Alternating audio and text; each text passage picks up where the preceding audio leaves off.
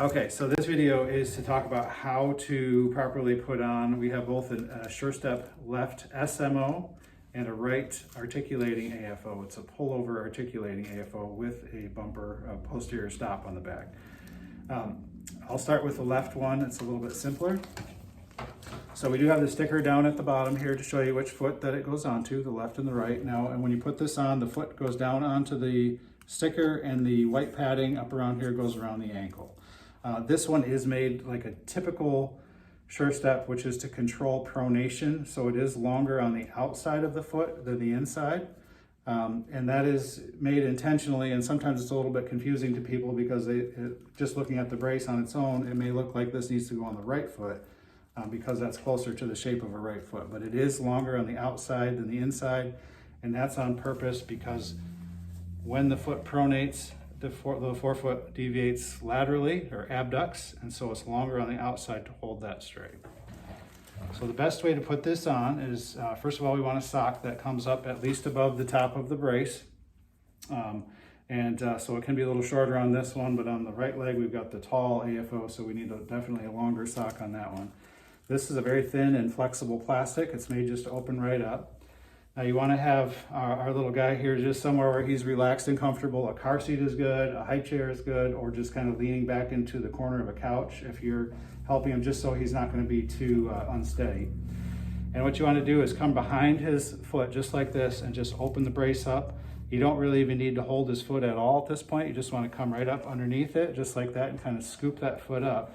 And then bending the knee, so you're pushing on the bottom of the brace here, pushing his knee up towards his chest, helps to keep the muscles relaxed, and his own body weight will kind of push down on his heel. So now that I've got it around him just like that, we can take here and push back this way to make sure his heel is all the way to the back. And then also with the knee bent, you can push down on the knee to make sure his heel is all the way down to the bottom. See, we have a couple little wrinkles in the sock here, and we'll deal with that in just a moment. But what we want to do is then pull these straps across, and I did already trim these, and I already put marks on the straps, so we're going to pull that through. Now, because this plastic is so flexible, this strap coming across nice and tight is very important. And I put a little black mark right there so we can see we do want to make sure that we pull it through just so that mark looks just like that. And then this front strap on the front part of the foot, this one has a mark as well. You'll find you don't need to pull this one quite as tight, just because if you really tighten it up, it just kind of squishes the whole foot.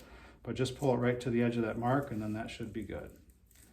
And there we go. And then the last thing we want to do on either of these, because we had those wrinkles under there, and that can be an issue where it gets a little bit of pressure because that's where the straps come across, is just pull the sock up here like that, or pull out this way on the toes, and that'll smooth that out under there, and then you should be all set. And this comes right to, here's the pinky toe right there, and it's coming right to the base of that metatarsal bone right there, and that's right where we want that hold to be. And again, it's shorter on the inside of the foot, which allows a little more movement of the inside of the foot. So that one's all set. Now this one, same idea. This one has a full foot plate underneath it because he has a little bit of increased tone on that right side, and we need a little more surface area underneath here just to hold and stabilize that. We don't want him pushing down so hard against the edge here because we have this bumper on the back. And so with this, the same idea, we want the knee bent. The easiest thing to do is start up here at the calf, so just behind the knee with this top part. I have this strap right now just pulled around to the back so it's out of the way. We'll do that one last. And then we just start right up there. And then again, I don't need to try to hold his foot yet. I'm just gonna reach behind him here and open this up. This is real flexible plastic, it won't break.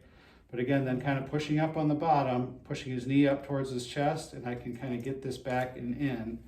And then what I'm going to do, again, same idea, holding underneath his foot here. We'll push down on the knee to make sure his heel's all the way down, and I can kind of grab the ball of the foot here behind the toes and push back this way to make sure his heel goes all the way to the back of the brace, just like that. And again, thin, flexible plastic. So this one, we just have one strap coming through the instep. Put the black pad right across the opening, pull it nice and snug. Keeping the hip and the knee bent, so the knee's coming towards the chest. He's asleep right now, so he's very relaxed, but if he was awake and pushing, if you bring his knee up like that, that helps him to relax all of these muscles. So holding it just like this will be much easier than if it's straight, he's gonna wanna point the toes right out. just like that. So keeping the knee bent, pull that through till we see the black mark. This top strap does not need to be tight. This orange one down here is the one we do want to make sure is nice and snug. And then this sock is plenty long, which is good. And we can pull this over the top just like that. Make sure it doesn't fall down in. And he's all set.